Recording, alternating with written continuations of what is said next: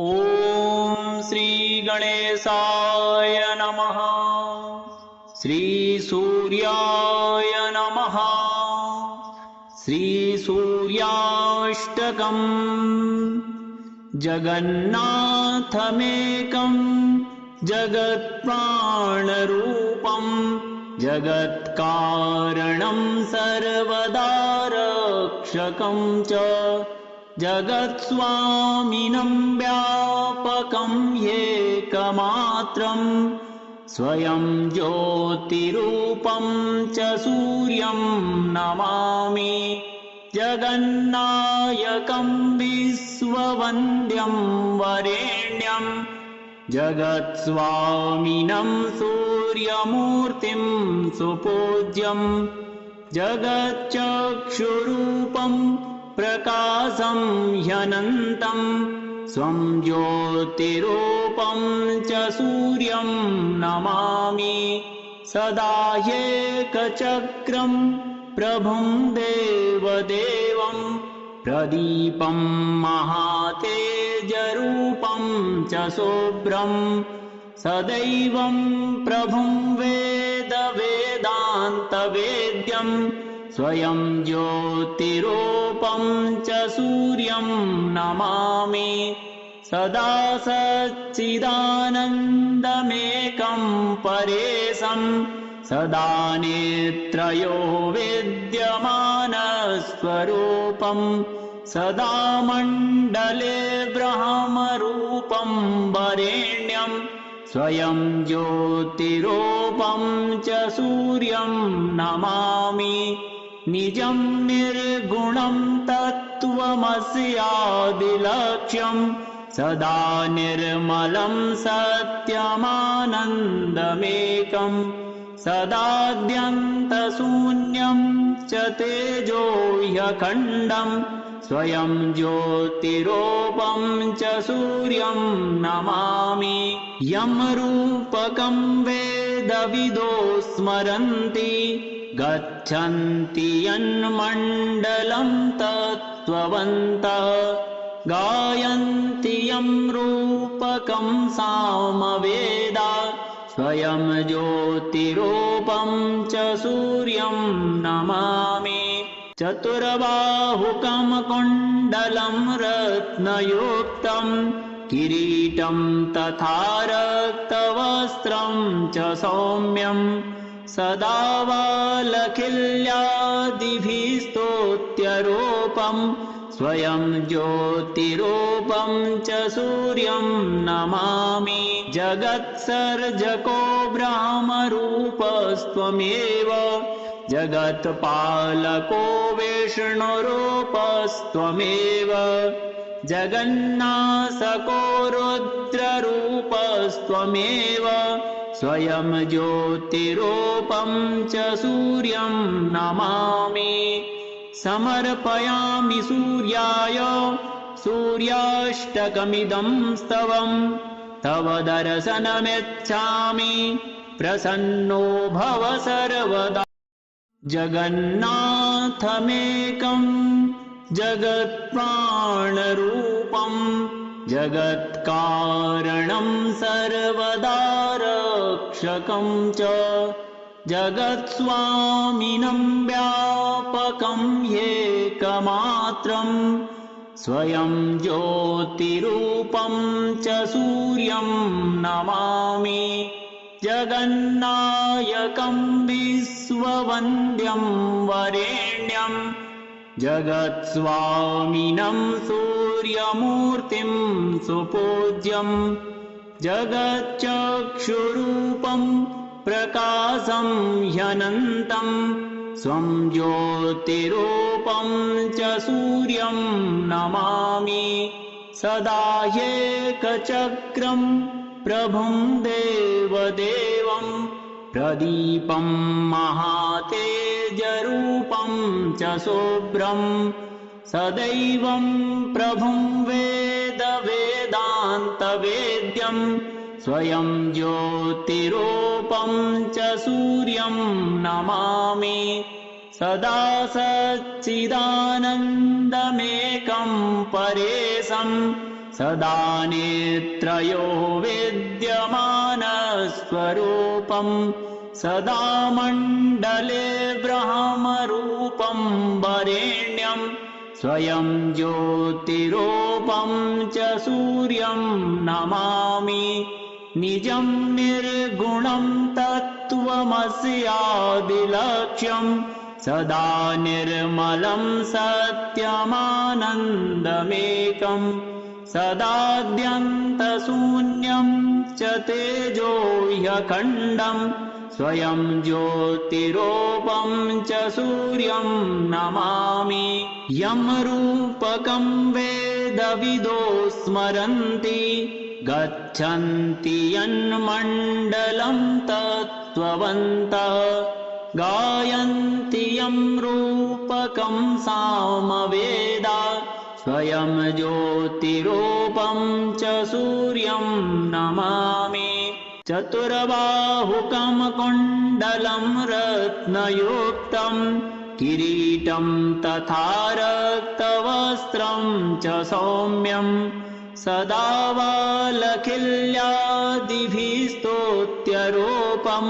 स्वयं ज्योतिरूपं च सूर्यं नमामि जगत्सर्जको ब्रह्मरूपस्त्वमेव जगत्पालको विष्णुरूपस्त्वमेव जगन्नाशको रुद्ररूपस्त्वमेव स्वयं ज्योतिरूपं च सूर्यं नमामि समर्पयामि सूर्याय सूर्याष्टकमिदं स्तवं तव दर्शनमिच्छामि प्रसन्नो भव सर्वदा जगन्नाथमेकं जगत्प्राणरूपं जगत्कारणं सर्वदा रक्षकं च जगत्स्वामिनं व्यापकं ह्येकमात्रं स्वयं ज्योतिरूपं च सूर्यं नमामि जगन्नायकं विश्ववन्द्यं वरेण्यं जगत्स्वामिनं सूर्यमूर्तिं सुपूज्यं जगच्चक्षुरूपं प्रकाशं ह्यनन्तं स्वं ज्योतिरूपं च सूर्यं नमामि सदा ह्येकचक्रं प्रभुं देवदेवं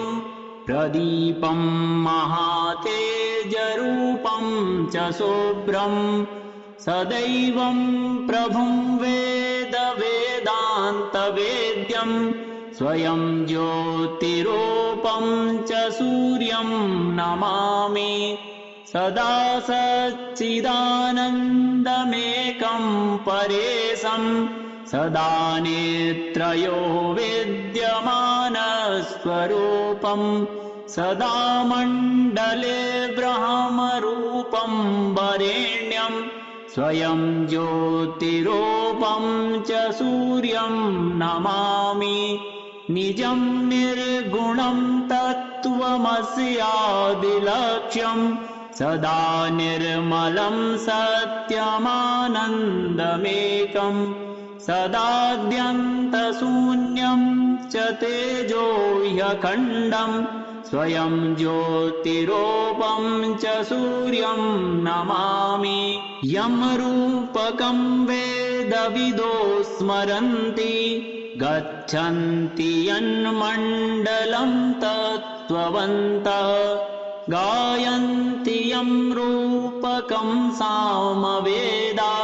स्वयं ज्योतिरूपं च सूर्यं नमामि चतुर्बाहुकं कुण्डलं रत्नयुक्तं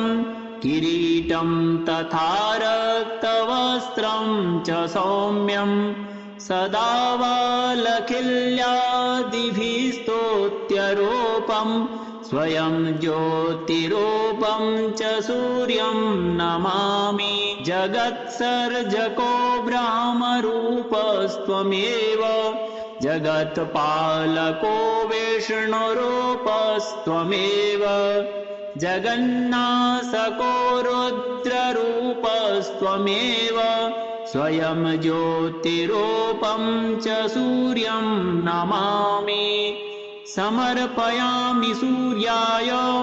सूर्याष्टकमिदं स्तवं तव दर्शनमिच्छामि प्रसन्नो भव सर्वदा जगन्नाथमेकं जगत्प्राणरूपं जगत्कारणं सर्वदा रक्षकं च जगत्स्वामिनं व्यापकं एकमात्रं स्वयं ज्योतिरूपं च सूर्यं नमामि जगन्नायकं विश्ववन्द्यं वरेण्यं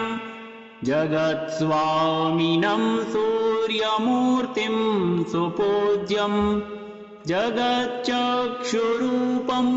प्रकाशं ह्यनन्तं स्वं ज्योतिरूपं च सूर्यं नमामि सदा एकचक्रं प्रभुं देवदेवं प्रदीपं महातेजरूपं च शुभ्रं सदैवं प्रभुं वेदान्तवेद्यं स्वयं ज्योतिरूपं च सूर्यं नमामि सदा सच्चिदानन्दमेकं परेशं सदा नेत्रयो विद्यमानस्वरूपं सदा मण्डले ब्रह्मरूपं वरेण्यं स्वयं ज्योतिरूपं च सूर्यं नमामि निजं निर्गुणं तत्त्वमस्यादिलक्ष्यं सदा निर्मलं सत्यमानन्दमेकं सदाद्यन्तशून्यं च तेजो ह्यखण्डं स्वयं ज्योतिरूपं च सूर्यं नमामि यं रूपकं वेदविदो स्मरन्ति गच्छन्ति यन्मण्डलं तत्त्ववन्तः गायन्ति यं रूपकं सामवेदा स्वयं ज्योतिरूपं च सूर्यं नमामि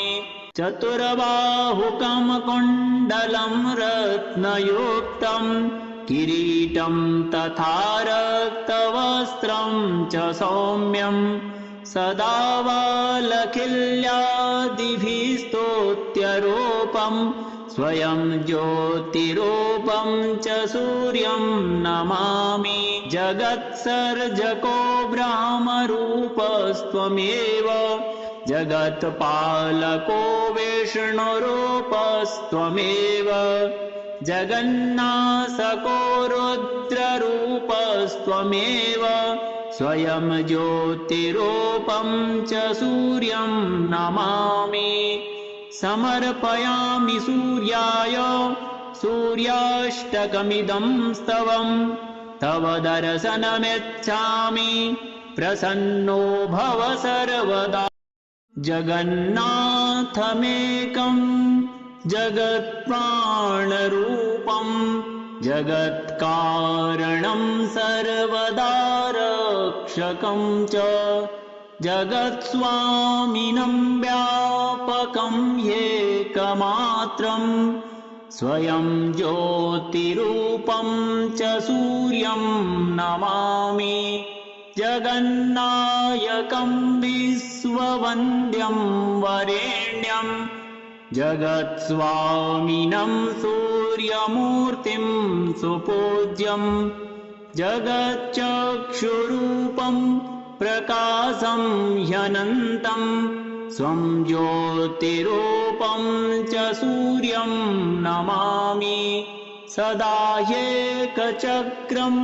प्रभुं देवदेवं प्रदीपं महातेजरूपं च शुभ्रं सदैवं प्रभुं वेद वेदान्तवेद्यं स्वयं ज्योतिरूपं च सूर्यं नमामि सदा सच्चिदानन्दमेकं परेशं सदा नेत्रयो विद्यमानस्वरूपं सदा मण्डले ब्रह्मरूपं वरेण्यं स्वयं ज्योतिरूपं च सूर्यं नमामि निजं निर्गुणं तत्त्वमस्यादिलक्ष्यं सदा निर्मलं सत्यमानन्दमेकं सदाद्यन्तशून्यं च तेजो ह्यखण्डं स्वयं ज्योतिरूपं च सूर्यं नमामि यं रूपकं वेदविदो स्मरन्ति गच्छन्ति यन्मण्डलं तत्त्ववन्तः गायन्ति यं रूपकं सामवेदा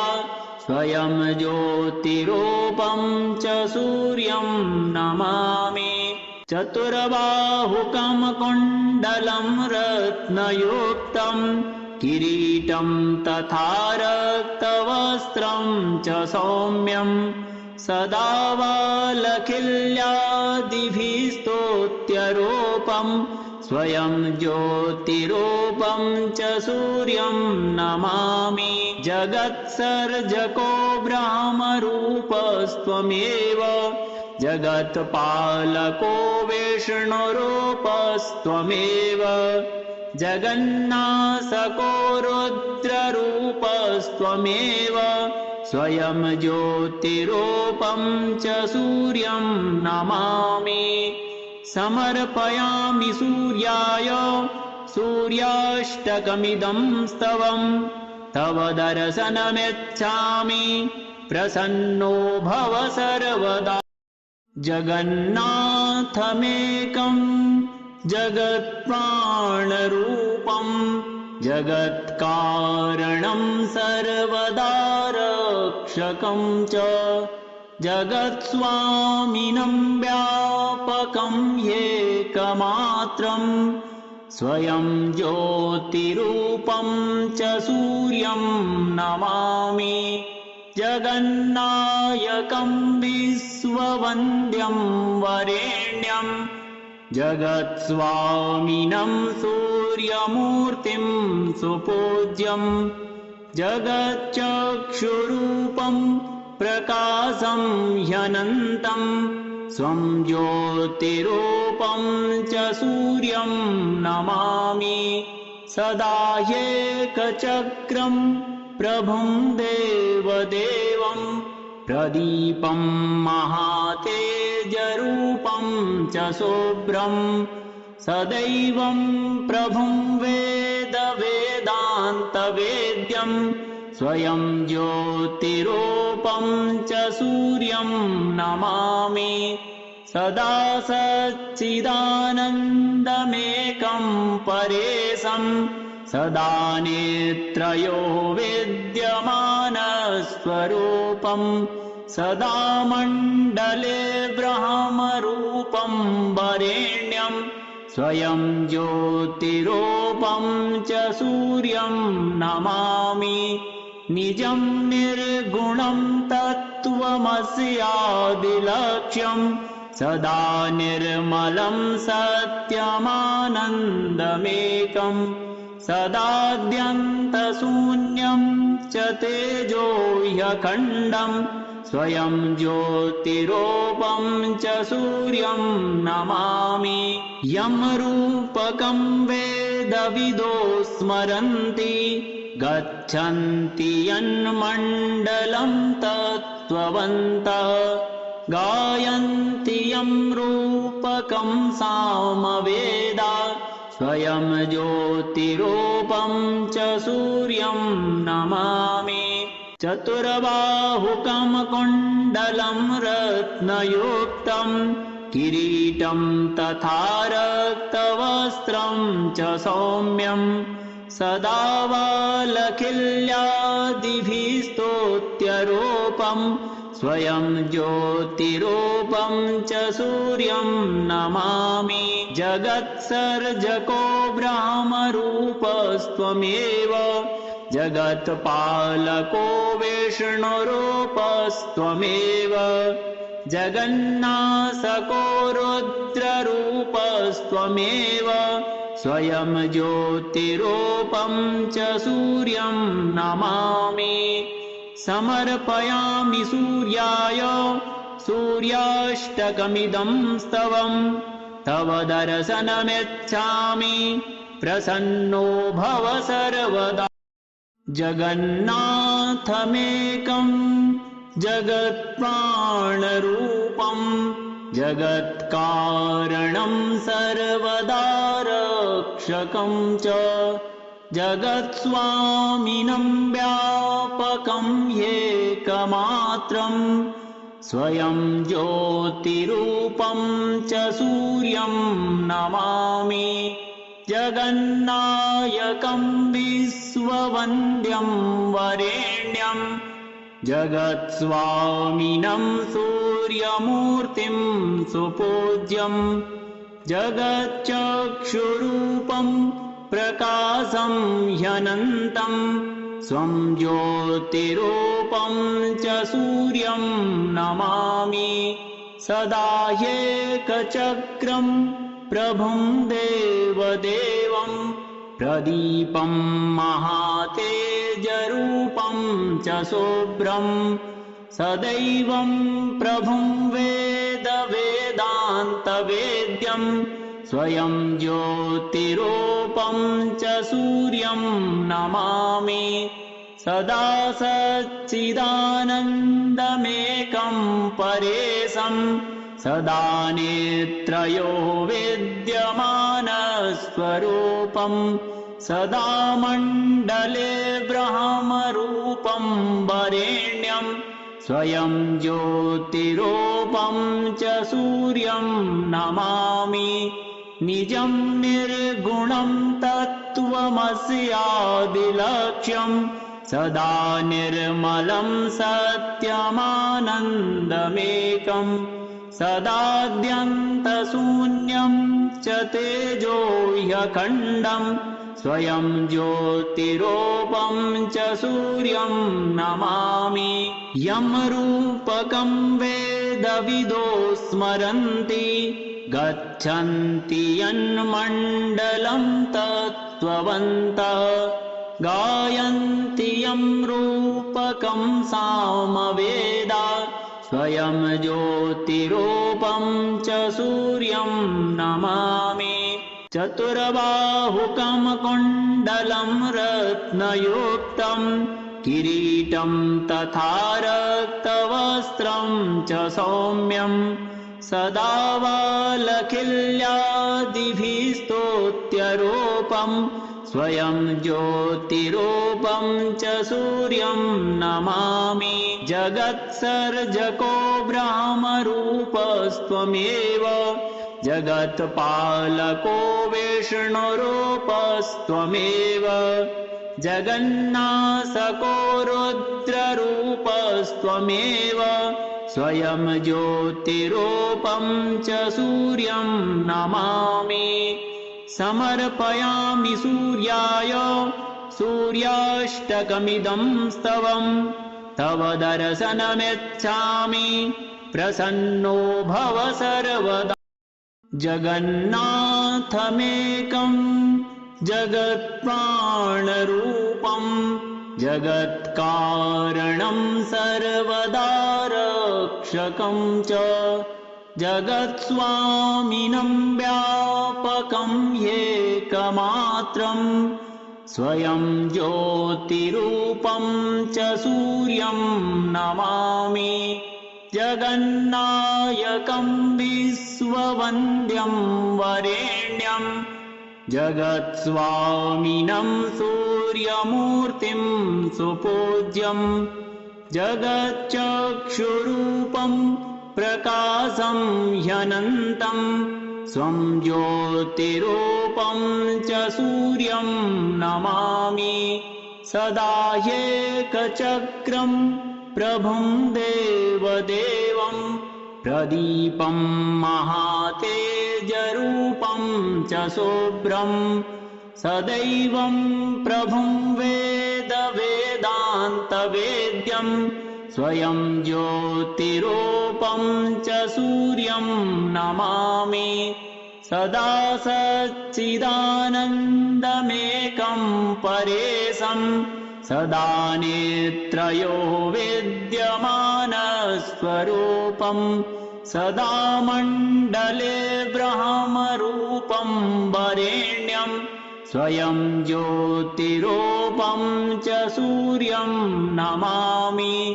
निजं निर्गुणं तत्त्वमस्यादिलक्ष्यं सदा निर्मलं सत्यमानन्दमेकं सदाद्यन्तशून्यं च तेजो ह्यखण्डं स्वयं ज्योतिरूपं च सूर्यं नमामि यं रूपकं वेदविदो स्मरन्ति गच्छन्ति यन्मण्डलं तत्त्ववन्तः गायन्ति यं रूपकं सामवेदा स्वयं ज्योतिरूपं च सूर्यं नमामि चतुर्बाहुकं कुण्डलं रत्नयुक्तं किरीटं तथा रक्तवस्त्रं च सौम्यं सदा वालखिल्यादिभिः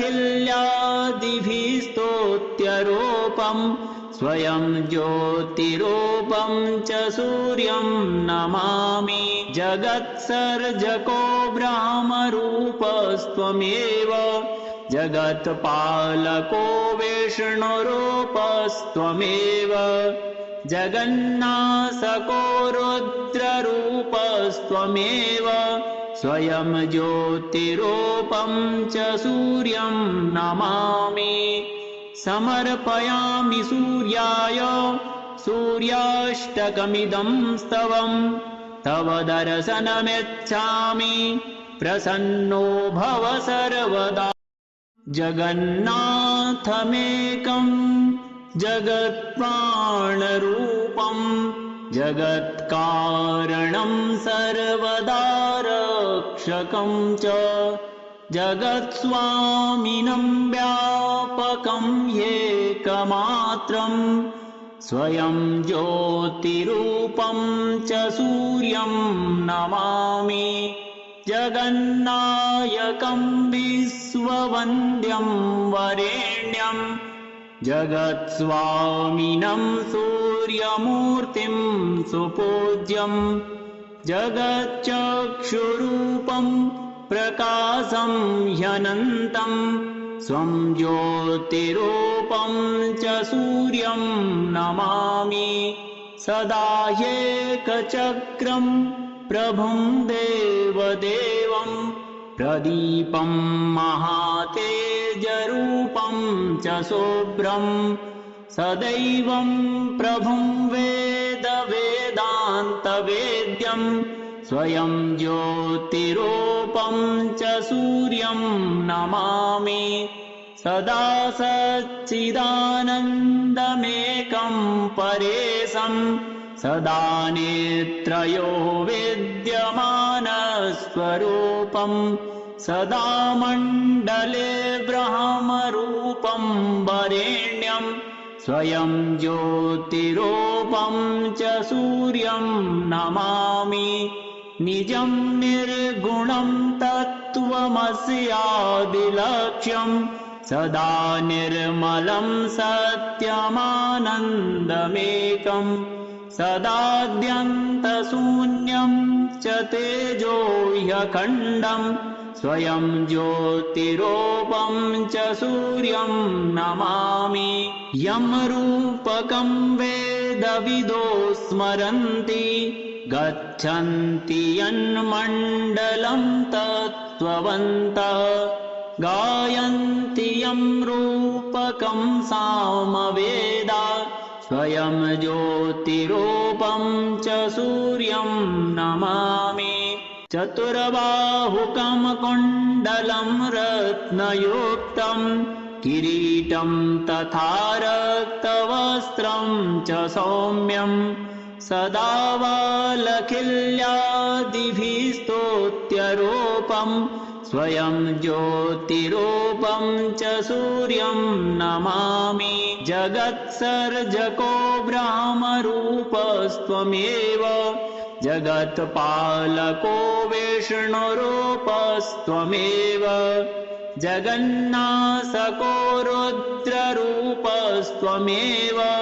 स्वयं ज्योतिरूपं च सूर्यं नमामि